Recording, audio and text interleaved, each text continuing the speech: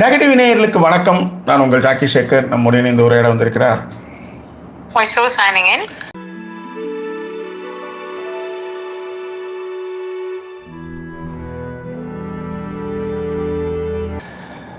இது சமீபத்தில் தமிழ்நாட்டில் தீப்பிடித்து கொண்டு இருக்கக்கூடிய ஒரு விஷயம் என்னென்னா, நெல்லையில் ஒரு ஒடுக்கப்பட்ட சாதியை சேர்ந்த ஒரு பையன் வந்து கோல்டு மெடலிஸ்ட், நல்லா படித்து மாதம் 2 லட்ச ரூபா சம்பாதிக்கிற அளவுக்கு வந்து ஒரு வளர்ந்துட்டார். அதே ஊரை சேர்ந்த வேற்று ஜாதியை சேர்ந்த 2 பேருமே இந்துக்கள். அதை ஞாபகம் வச்சுக்கணும். நீங்கள் வந்து வேறு மதங்கள்லாம் கிடையாது, இந்துக்களே ஒன்று சேருங்கள் அப்படிலாம் சொல்கிறானுங்க இல்லையா, அந்த மாதிரி 2 பேருமே இந்து மதத்தை சேர்ந்தவர்கள் தான். அதனால தான் இது வந்து ரொம்ப நுட்பமான இந்த அரசியல் நீங்கள் புரிஞ்சுக்கணும். புரியுதுங்களா? ஸோ 2 பேருமே இந்துக்கள், வேற்று மதத்தினர் கூட கிடையாது, 2 பேருமே இந்துக்கள். அதனால தான் வந்து திரும்ப அதை சொல்கிறது காரணம். ஸோ அந்த இதில் என்னென்னா, அந்த பொண்ணு வந்து வேற்று ஜாதியை சேர்ந்தவங்க. ஸோ இப்போ என்ன ஆகுதுன்னா, அந்த பையன் வந்து கோல்டு மெடலிஸ்ட், மாதம் 2 லட்ச ரூபா சம்பாதிக்கிற ஒரு பையன். சுப்பிரமணியபுரம் படம் பார்த்துருக்கீங்களா மேடம்? அந்த படத்தில் வந்து பார்த்தீங்கன்னா, அந்த பையனை வந்து அந்த பொண்ணு தான் வந்து இன்ஃப்ளூயன்ஸ் பண்ணுவாங்க. ஒரு கட்டத்தில் வந்து ஜாதியை வந்து சொல்லி அவங்க சித்தப்பா வந்து அந்த பொண்ணை வந்து மண்டையை கழுவார். அந்த பொண்ணு வந்து அவரை வந்து ஒரு கோயிலுக்கு வர சொல்லும். அங்கே போனதுக்கப்புறம் கண்ணெதிர்க்கே வந்து வெட்டி சாய்ப்பாங்க. அந்த பொண்ணை வந்து அப்படியே அப்படியே கூட்டிகிட்டு போய்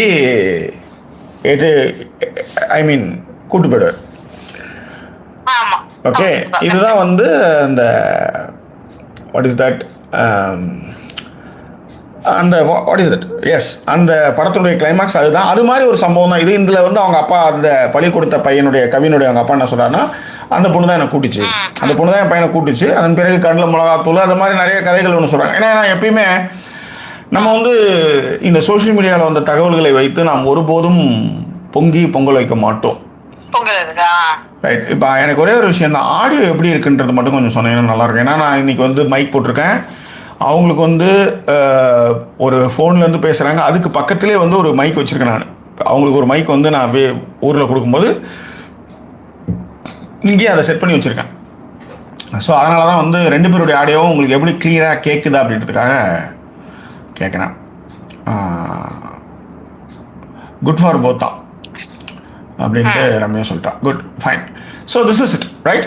ஸோ இப்போ அதனால தான் நான் என்ன சொல்கிறேன்னா, சோஷியல் மீடியாவில் வர்ற ஒரு விஷயத்தை வச்சு நம்ம வந்து உடனே பொங்கல் வைக்க முடியாது.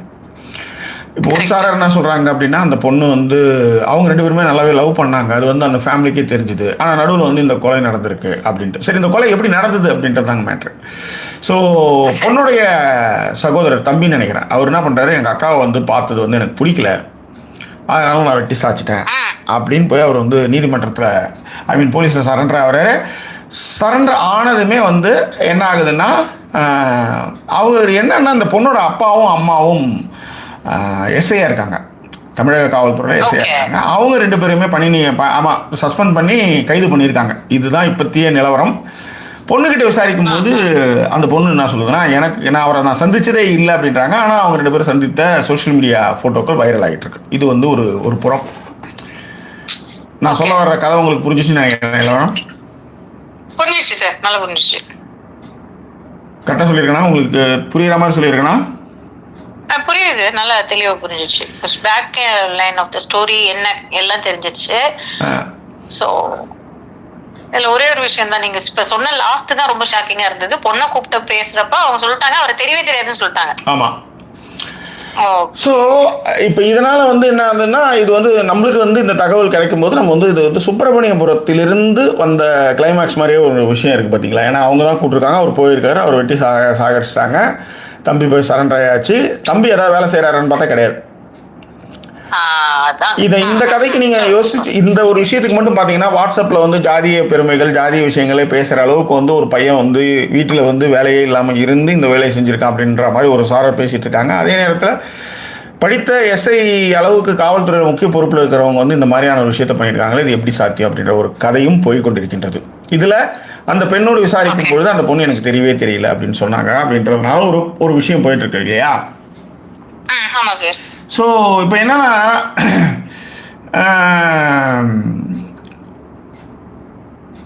இதில் எந்த நிலை, ஏன்னா அந்த பொண்ணு வந்து காதலிக்காமல் இருந்திருக்குமோ, ஏன்னா ஃப்ரெண்ட்ஷிப்பாக இருந்த ஃபோட்டோ காமிச்சு நீங்கள் வந்து அந்த பொண்ணை வந்து நிறைய வசவு சொற்களை அள்ளி வீசாதீர்கள்னு ஒரு பக்கம்.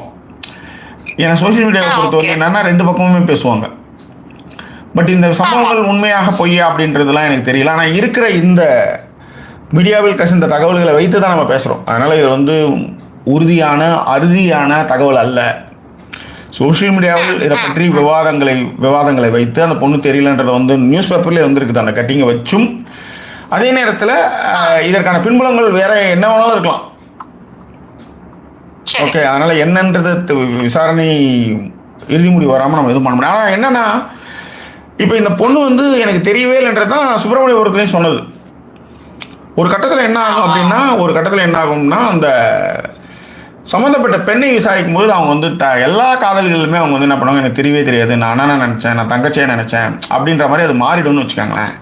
இது காலங்காலமாக நடந்துக்கிட்டு இருக்கிற ஒரு விஷயம். ஆனால் ஒரு உறவுக்குள்ளே வரும்பொழுதே, நான் சொல்ல வர்றது வந்து ஒரு உறவுக்குள் நீங்கள் வரும்பொழுதே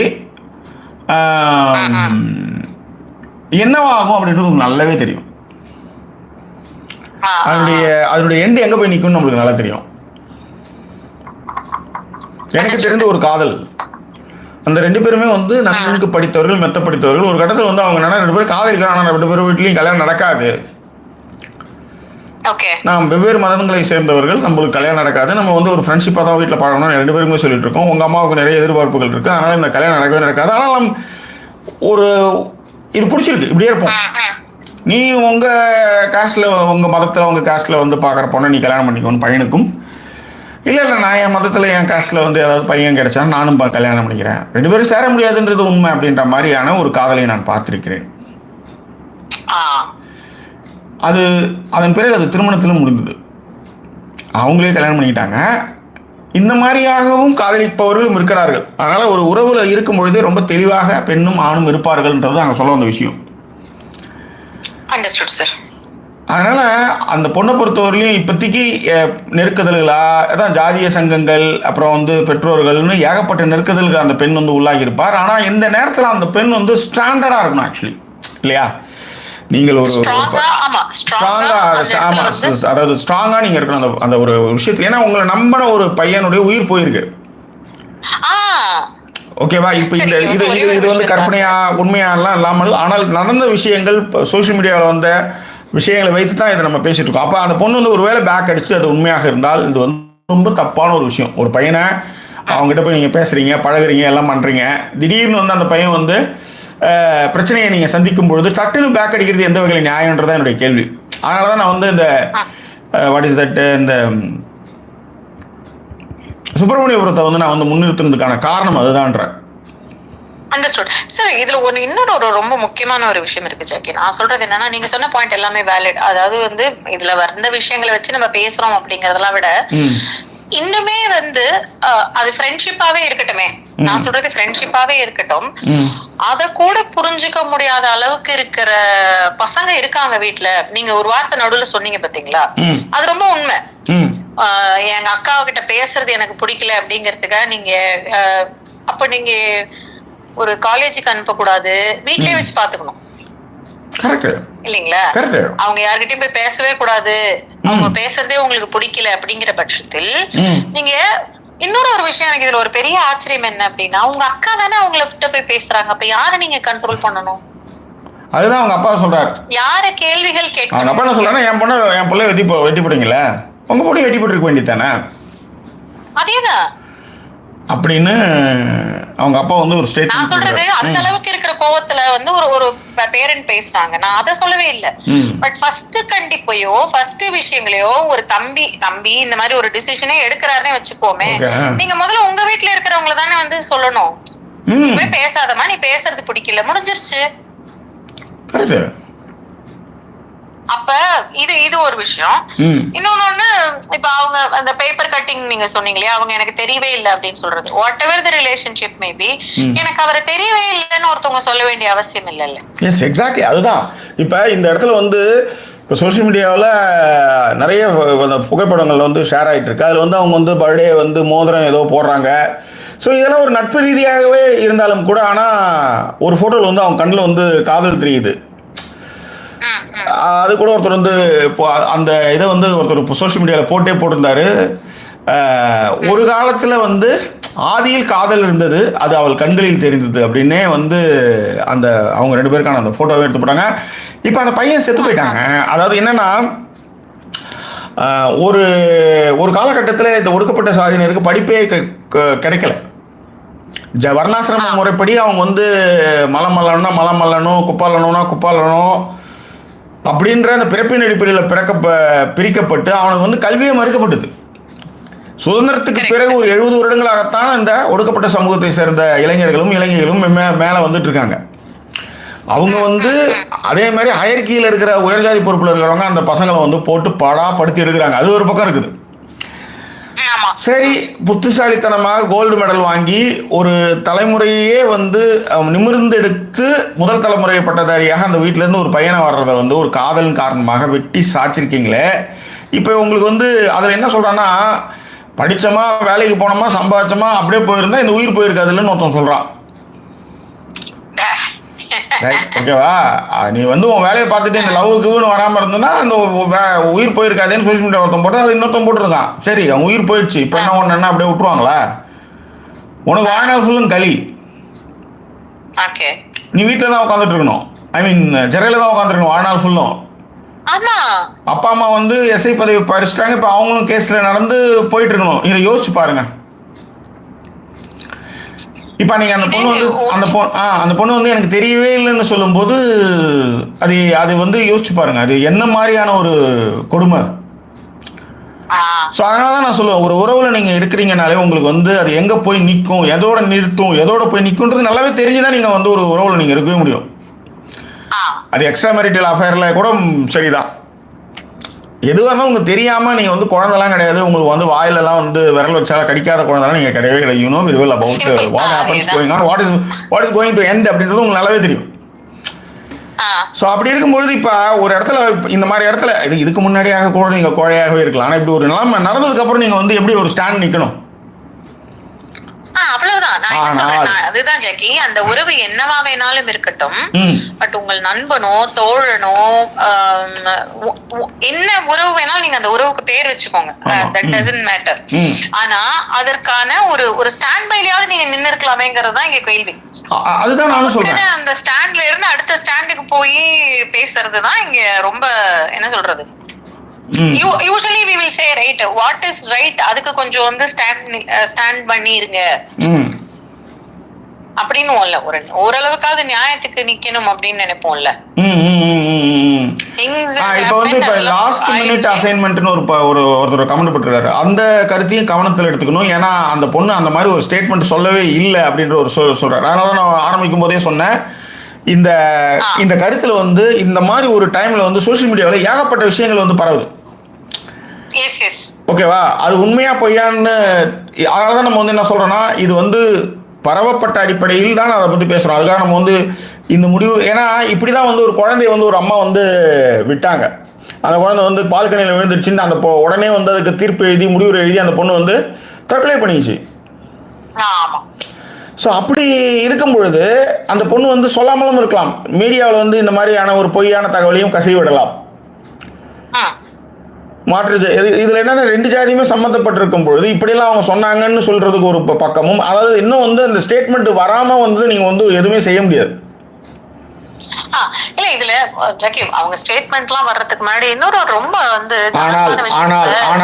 ஆனால் ஒரே ஒரு நிமிஷம் நீங்க அப்படியே ஞாபகம் வச்சுக்கோங்க. ஆனால் நீங்க திரும்ப இதை பத்தி சொல்லுங்க. ஆனால் இதற்கு முன்பாக இருக்கக்கூடிய ஆணவ கொலைகள், ஹானர் கில்லிங்களை நீங்க பாத்தீங்கன்னா, இந்த பெண்கள் இருக்காங்க இல்லையா, பாதிக்கப்பட்ட பெண்கள் இருப்பாங்க இல்லையா, அதாவது பையனை வந்து வெட்டி சாச்சிருவாங்க, ஹானர் கில்லிங் பண்ணுவாங்க. பொண்ணு இருக்கலாம், அந்த பொண்ணு என்ன சொல்லுவாங்கன்னா, ஃபர்ஸ்ட் அவங்க கிட்ட இருந்து ஒரு ஸ்டேட்மெண்ட் வந்து எனக்கு அவங்க சம்மந்தமே இல்லைன்னு தான் சொல்லியிருப்பாங்க.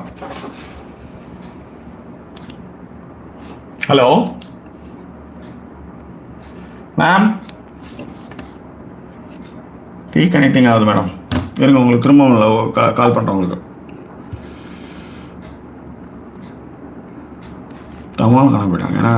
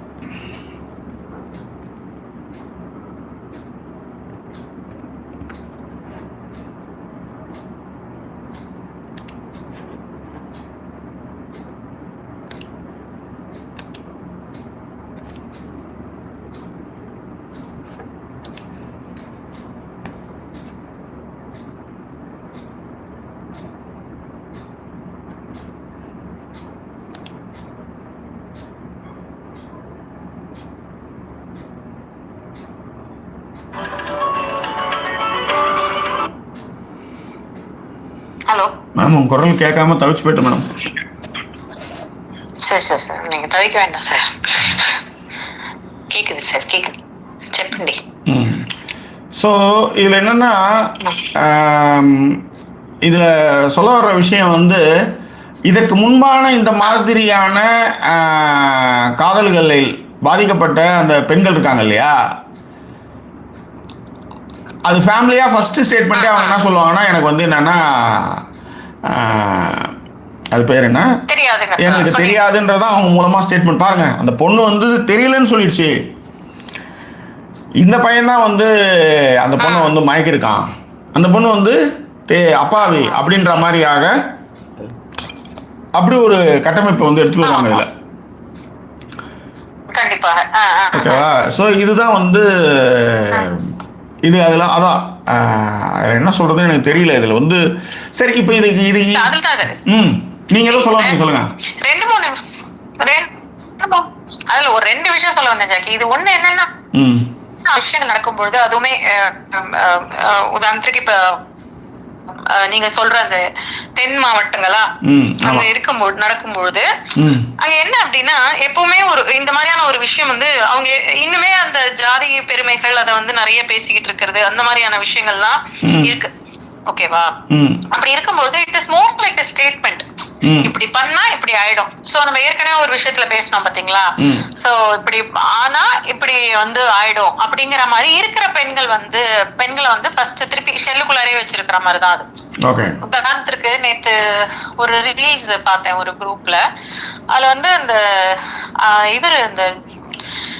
இந்த படம் ஜாக்கி, இந்த 3 பேரும் ஃப்ரெண்ட்ஸா இருப்பாங்க, டூர் எல்லாம் சுத்துவாங்களே ஜாக்கி, ஜிந்தகி நாம் மிலே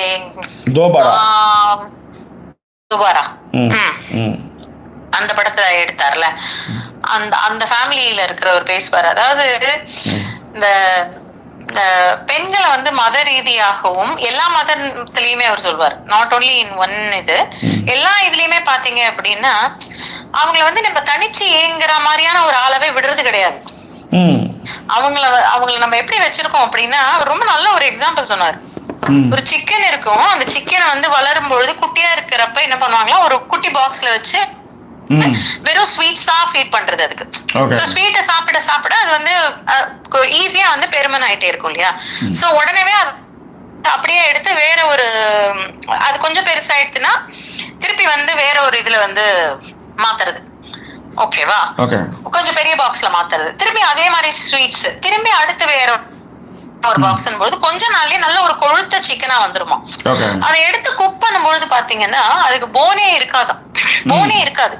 ஏன்னா உங்களுக்கு மூளைப்படி என்ன அப்படின்னா, நீங்க எழுந்து நடக்கணும்னாதான் மூளை வந்து உங்களுக்கு போன்ஸ வந்து ஏற்படுத்தும், அதுக்கப்புறம் தான் வந்து உங்களால வாக் பண்ண முடியும் இல்லையா. நீங்க நடக்கவே இல்ல, அது ஒரு டப்பாக்குள்ளார அந்த சைஸுக்கு ஏத்த மாதிரி அந்த டப்பா அப்படியே இருக்கும், அவ்வளவுதான். அது அப்படியே நிக்கலாம் அந்த டப்பால, அப்படியே இருக்கலாம் அந்த சிக்கன் அதுல. கரெக்டா? சோ இந்த மாதிரி வச்சிருக்கிறப்ப போன்லெஸ்ஸா இருக்கும் அப்படிங்கிற மாதிரி அவர் சொன்னார். ஒரு சைனீஸ் டிஷ் இப்படிதான் செய்வாங்க அப்படின்னு சொல்லிட்டு அவர் சொன்ன ஒரு ரொம்ப உண்மையான ஒரு விஷயம் என்னன்னா, இந்த மாதிரிதான் நம்ம பெண் குழந்தைகளை வளர்த்துக்கிட்டு இருக்கோம். அவங்க தன்னிச்சையாவே இருக்க விடாம அவங்களுக்கு அவங்களுக்கு எலும்புகளே வளர விடாத அளவுக்கு தான் நம்ம வந்து வச்சுக்கிட்டு இருக்கோம். இததான் வந்து எல்லா மதத்தின் மூலமாகவும் எல்லா விஷயங்களும் வந்து பண்ணிக்கிட்டு இருக்கு அப்படிங்கறதுதான் இப்ப இந்த இடத்துல ரொம்ப பொருந்தது. இததான் நீங்க வந்து கட்டமைச்சு இது வந்து மீதி வர்ற பசங்களுக்கு எக்ஸாம்பிள் மாதிரி ஒண்ணு கிரியேட் பண்ணி விட்டுறீங்க. இது ஒண்ணு. இன்னொன்னு அடிக்கடி சொல்ற இன்னொரு விஷயம் என்ன அப்படின்னா, ஒரு ஊர்லயே இருந்துகிட்டு ஒரே விஷயத்த பேசிக்கிட்டு அதை வந்து பெருமையா பேசிட்டு நாங்கெல்லாம் அவ்வளவுதான், இந்த சினிமால வர்ற மாதிரி அப்படியே அவ்வளவுதான், அந்த உடனேவே வந்து இதுதான் அப்படிங்கிற மாதிரி எல்லாம் பேசுறாங்களே, அந்த அருவாள் தான் ஒரே அவ்வளவுதான் வேற லெவலு அப்படி எல்லாம் பேசி நீங்க அதையுமே வந்து அதுதான் ஒரு பெரிய விஷயமா பாத்துக்கிட்டு இருக்கீங்க. அதை தவிர்த்து எவ்வளவு மாறி இருக்குடா, ஏஐனால நிறைய விஷயங்கள் இருக்கு, இந்த இவ்வளவு இப்படி இருக்கு, உனக்கு வேலை வாய்ப்பு, வேற எதை பத்தியுமே நீங்க யோசிக்கிறது இல்லை. இதே யோசிச்சுட்டு இருக்கிற மாதிரியான ஒரு விஷயத்திலயும் வந்து நீங்க ஒரு கட்டமைப்பிலேயே வளர்க்குறீங்க. கரெக்டுங்களா? இது ரெண்டுத்தையும் பண்ணிக்கிட்டே இருக்கிற வரைக்கும் நான் என்ன சொல்றேன்னா, இதெல்லாம் உங்களுக்கு தெரியுது இல்ல, அடுத்ததுதான் நீங்க சொன்ன விஷயத்தோட நான் பொறுத்துறேன். இதெல்லாம் உங்களுக்கு தெரியும் பொழுது உங்களுக்கு படிப்பு கிடைக்கிறதே பெரிய விஷயமா இருக்கு. பெண்களை சொல்றேன், அந்த வீட்டுல இருக்கிற பெண்கள் இந்த மாதிரி இருக்கும் பொழுது இத நீங்க செய்யறப்ப ரொம்ப ரொம்ப வந்து என்ன சொல்றது, ரொம்ப ரொம்ப வந்து நீங்க ஸ்ட்ராங்கா இருக்கணும்னு சொல்றேன் நான்.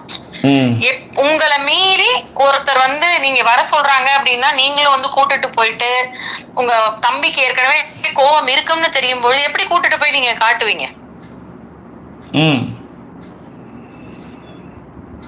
அந்த மாதிரியான விஷயங்கள் நீங்க செய்ய தயவு இது நீங்க அவாய்ட் பண்ணிடுங்களேன். அந்த பசங்களாவது நல்லா இருப்பாங்க, கொஞ்சம் முன்னேறி வரட்டுமே அப்படிங்கிற மாதிரி இருக்கு. அதுதான் இதுல என்னன்னா, அந்த பொண்ணு வந்து இப்போ அந்த பொண்ணு வந்து அந்த ஸ்டேட்மெண்ட் சொல்லவே இல்லைன்னு அப்படின்னு சொல்லுது. ஆனால் என்ன ஸ்டேட்மெண்ட் வந்து சொல்கிறாங்கன்னா, 2 பேரும் ஒன்றா படித்தவங்க. ஆக்சுவலி இந்த கவினும் அந்த பொண்ணு வந்து ஒன்றா படித்தவங்க. ஆனால் வெவ்வேறு சமூகத்தை சேர்ந்தவர்கள். ஆனால் 2 பேருமே இந்து, அது ரொம்ப முக்கியம், ரைட்? ஸோ இந்துக்களே ஒன்றிணைவர் அப்படின்ற மாதிரி இந்துக்கள் ஒன்றா இருந்திருக்காங்க. ஸோ 2 பேருமே ஒன்றாவே இருந்திருக்காங்க. அப்படி ஒன்றா இருக்கும் பொழுது என்ன வந்திருக்கு அப்படின்னா, காதல் இருக்கு. காதலில் வந்து அவங்க சித்த மருத்துவர் ஆனதுனால இவங்க சித்த மருத்துவங்களுக்கு வந்து தன்னுடைய சொந்தக்காரங்களாம் கூட்டின்னு போய் அந்த லவ் வந்து பெருசாக போயிருக்கு. ஓகேவா? ஸோ இப்போ என்னன்னா, தன்னுடைய சொந்தக்காரங்களாம் அந்த சித்த மருத்துவ கல்லூரிக்கு மருத்துவத்துக்கு இட்டுன்னு போய் ட்ரீட்மெண்ட் மாதிரி அந்த பொண்ணும் இவங்களும் நிறைய பேசியிருக்காங்க. இந்த சம்பவத்து அன்னைக்கு என்ன நடந்திருக்குன்னா, அந்த பொண்ணு தான் இவர் வந்து ஃபோன் பண்ணி கூட்டிருக்கு ஆக்சுவலி. ஓகேவா? ஸோ இதில் என்னன்னா, ஃபர்ஸ்டே வந்து எச்சரிக்கை கொடுத்துருவாங்க. அந்த பையனுக்கு வந்து இவங்க எச்சரிக்கை கொடுத்துருங்க, என் பொண்ணை வந்து விட்டு விலகிடுன்னும் போது. ஆனால் காதல் ரொம்ப இருக்கும். காதல் நான் சொன்னமே விட்டுருமா அது? ஓகேவா? ஸோ 2 பேருமே வந்து காதல் சரி வீட்டுக்கு தெரிஞ்சிச்சு போயிடுச்சுன்ற அளவுக்கு இன்னும் ரொம்ப கொஞ்சம் க்ளோஸாகவே இருந்திருக்காங்க.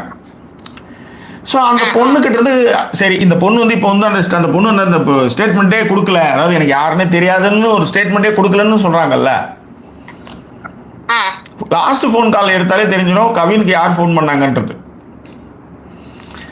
அந்த பொண்ணு தான் ஃபோன் பண்ணி வர சொல்லியிருக்கு. இதே தான் சுப்பிரமணியம் மாதிரி தான் அந்த பொண்ணை வந்து கன்வின்ஸ் பண்ணி அவரை போட்டு வர சொல்லியிருக்காங்க. அவர் தாத்தாவை கூப்பிட்டுக்கிட்டு ட்ரீட்மெண்ட்டுக்காக அங்கே போயிருக்காரு. போட்டிருக்கும் போதே அந்த பொண்ணுடைய தம்பி என்ன சொல்றாப்லன்னா, என் கூட கொஞ்சம் வண்டியில் வாங்க, வீடு வரலையும் போயிட்டு வரலான்னு கூப்பிட்டு போகும்போது கூப்பிட்டு போய் நடுவில் இறக்கி விட்டு எச்சரித்திருக்காரு. இந்த மாதிரி வந்து நீ வந்து என் அக்காவை விட்டுடு அப்படின்னு சொல்லியிருக்கா. அப்புறம் அது என்ன கருத்து முதல்ல என்னவோ உடனே வந்து கண்ணில் வந்து மிளகா பொடியை தூவி நிலைகுலந்த நேரத்தில் வந்து கண்டந்துண்டமாக வெட்டி போட்டு அவர் போய் ஜெயிலில் போலீஸில் சரணடைகிறாரு. ஆனால் இதில் என்ன விஷயம் அப்படின்னா, அவர் தனியாக இந்த விஷயத்தை செய்திருக்க வாய்ப்பில்லை அப்படின்னு சொல்லியிருக்காங்க. ஸோ இப்போ வந்து அதனால தான் என்ன சொல்கிறாங்கன்னா, அந்த பொண்ணை வந்து நீங்கள் வந்து கண்டிப்பாக அரெஸ்ட் பண்ணணும்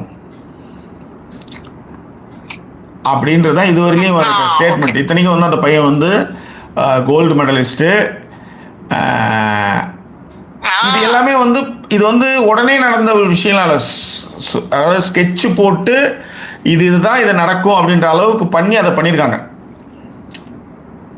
சரி சரி சரி ஓகேவா? இதுதான் அதில் வந்து இருக்கிற விஷயம். இதில் என்னன்னா, இப்போலாம் யார் சார் ஜாதி பார்க்குறா அப்படின்னு சொல்கிறதும் அவங்கவுங்க அப்படியே படித்து மேலே மேலே போயிட்டு இருக்காங்க. இங்கே அதுதான் நீங்கள் வேற ஜாதிக்காரன் அப்படின்னு சொல்லி வெட்டிட்டீங்க. உங்கள் ஒரே ஜாதியில் தான் நீங்கள் வந்து ஓல்வோ கார்லேருந்து வாங்கி 300 சவரன் 500 சவரன் நகை போட்டு கட்டி கொடுத்தீங்க. உங்கள் ஜாதிக்காரன் தான், உங்கள் பொண்ணு இப்போ பணமாக இருக்குது, அதுக்கு என்ன சொல்லுவீங்க? ஸோ இதில் நீங்கள் எங்கேருந்து நீங்கள் வந்து மாறுவீங்க, எந்த இடத்துலேருந்து மாறுவீங்கன்னா, உங்கள் வீட்டிலே இதில் எங்கேருந்து நீங்கள் மாறணும் அப்படின்னா, நான் சொல்ல வர்றது திரும்பவும் சொல்ல வர்றது என்னன்னா, ஜாதி பெருமையை வீட்டில் பேசாதீங்க. குழந்தைங்க எதற்கு ஜாதி பெருமையை பேசாதீங்க. அதே மாதிரி ஜாதி வந்து எவ்வளோ ரொம்ப கேவலன்றதை அதாவது நீங்கள் ஒரு சமூக பொறுப்புள்ள ஒரு குடிமகனாக அதை வருங்கால தலைமுறை எதிர்கால தலைமுறைக்கு வந்து நீங்கள் வந்து சரியாக வளர்க்கணும்னா நீங்கள் இதை செய்யணும் கண்டிப்பாக. ஆனால் பொதுவெளியில் இந்த அதுதான் சொல்கிறேன், படிப்புக்கும் இருக்கிற அந்த மென்டாலிட்டிக்கும் சம்மந்தமே கிடையாது. இதில் எல்லாருமே படித்தவங்க, அந்த பெண் உட்பட. அந்த பெண் கூப்பிடலாம் அவர் அவங்க போயிருக்க போகிறதில்ல. இப்படி தான் அவங்க அடிக்கடி அங்கே போயிருக்காரு. அவர் அந்த ஹாஸ்பிட்டலுக்கு போய் தான் அந்த பொண்ணை வந்து பார்த்துருக்கிறாரு. ஸோ இப்போ வந்து அந்த பையன் உயிரோடு இல்லை. அதாவது முதல் தலைமுறை பட்டதாரி, கோல்டு மெடலிஸ்ட், யாரும் இல்லாத அனாதையாக நடுரோட்டில் வெட்டி கொல்லப்பட்டான். இதான் அங்கே இருக்கிற இது. ஸோ இப்போ இது எது எங்கேருந்து வருதுன்னா, இப்போ இவ்வளோ படித்து இவ்வளோ விஷயங்கள் இருக்கிற ஒரு வீட்டில் இவ்வளோ ஜாதி வந்து தலைக்கேறி இருக்குன்னா, அப்போ நீங்கள் என்ன சொல்லி வளர்த்துருக்கீங்கன்றது அங்கே மேட்ரு. என்னைக்கு நீங்கள் வந்து உங்கள் ஜாதியை பின்னாடி போட்டிருக்கிறவங்கள வந்து நீங்கள் வந்து என்கரேஜ் பண்ணி உங்கள் சர்க்கிளில் நீங்கள் வச்சுக்கிட்டீங்களோ, நீங்கள் வந்து இதில் நீங்களும் ஒரு குற்றவாளி தான் நான் சொல்லுவேன்.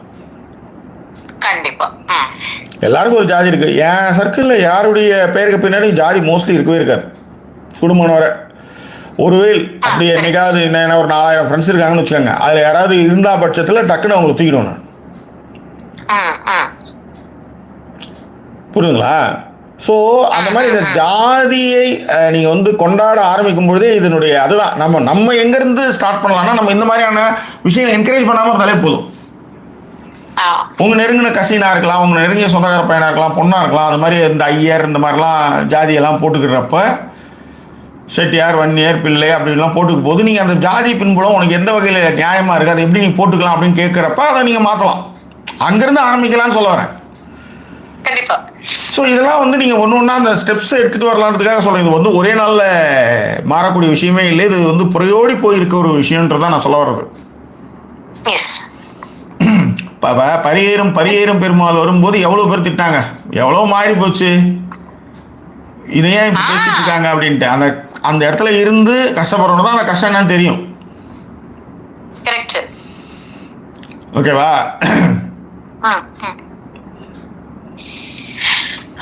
இல்ல அதே மாதிரி இதுல இன்னொன்னு சொல்ற மாதிரி நீங்க சொன்ன ரொம்ப நல்ல வேலிட் பாயிண்ட் என்னன்னா, ஃபர்ஸ்ட் வீட்ல இருந்து ஆரம்பிங்க, நீங்க முதல்ல இந்த மாதிரி பேசாதீங்க அப்படின்னு சொல்லிட்டு as a parent இந்த மாதிரி பேசினாலுமே இப்ப நிறைய ஜாக்கி இப்ப ரீசன்ட் டைம்ஸ்ல கவனிச்சீங்கன்னா முன்னாடி இல்லாத அளவுக்கு இந்த விஷயங்கள் நிறைய அதை வந்து FB-லயே பெருமையா அதாவது social medias like in wherever they are, அதுல வந்து ரொம்ப பெருமையா வந்து அதை பெரிய விஷயமா பேசிக்கிறது,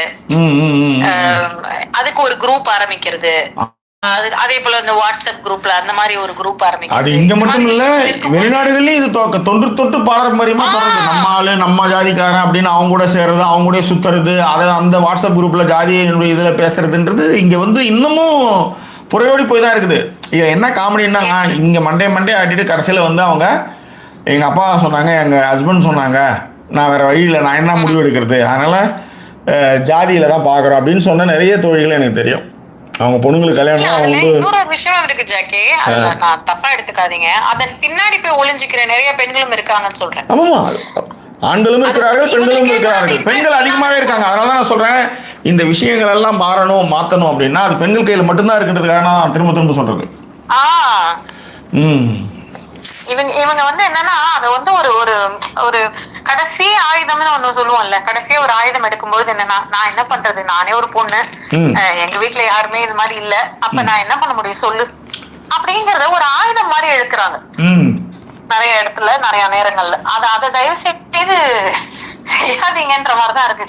அது எப்படி சொல்றதுன்னு தெரியல. அது ஏன் இப்படி பண்றீங்கன்றதை விட இது தயவு செய்து செய்யாதீங்களேன். உங்களுக்கு அப்படி இருக்கு அப்படின்னா வளர்ந்து வந்துகிட்டு இருக்கிற ஒருத்தவங்களை வந்து ஒரு எப்படி சொல்றது ஜாக்கி, இத ஒரு டிஸ்டர்பன்ஸ்க்கு உள்ளாக்கி அத வந்து மாத்துற மாதிரியான ஒரு சூழல்ல இருக்கீங்க. ஏன்னா உங்க எல்லாருக்குமே ரொம்ப நல்லா தெரியும், யூ ஆர் வெரி பேம்பர்டு சைல்டோ அல்லது நீங்கள் வந்து ரொம்ப ஜாக்கிரதையாக வந்து உங்களை பாத்துக்கிறாங்க உங்க வீட்டுலன்ட்டு. அது தெரியறதுனால உங்களோட மைண்ட் செட் என்ன இருக்குன்னா, நமக்கு பிடிக்குது, நம்ம இப்படித்தானே இருக்கோம், நம்மள இப்படி பாத்துக்கிறாங்களே, எப்படி இருந்தாலும் ஒரு நாள் அவங்க வந்து இது பண்ணுவாங்க அப்படிங்கிற ஒரு மைண்ட் செட்ல இருக்கிறீங்கல்ல. அது வந்து ஆப்போசிட் பர்சனுக்கு வந்து எந்த அளவுக்கு பாதகமா இருக்கும் அப்படிங்கும்போது தெரியும் பொழுதாவது அதற்கு கொஞ்சம் எப்படி சொல்றது, கொஞ்சம் டைம் கொடுங்க, ஒரு கேப் கொடுங்க அப்படிங்கிற மாதிரி இருக்குங்கிற. அது கரெக்டான சொல்யூஷனான்னு தெரியல, பட் அட்லீஸ்ட் அதுக்கு ஒரு கேப் கொடுக்கும் பொழுது அது ஒரு வார்த்தை சொல்லுவோம்ல ஜாக்கி, அது நீர்த்து போகிறதுக்கான வாய்ப்புகள் இருக்கு கொஞ்சம். அதுக்கப்புறம் கூட நீங்க திருப்பி அதை வந்து கையில் எடுங்கிறேன் நான். அதேதான் கரெக்ட் தான். ஸோ அப்படியே வந்து அவங்களுடைய கமெண்ட்டுகள்லாம் பண்ணிட்டு சரி, மீண்டும் வேற ஒரு எபிசோட்ல சந்திப்போம் ஜாக்கி. அதுவரை நன்றி. தியாகராஜ ஆனந்தன், வணக்கம் தலைவர். எப்போ வந்து நிக்கிறான் பாரு, கிளம்புறேன். So Late entry. Anyway good night to all. Thank you so much. Okay, bye. Voice over signing off.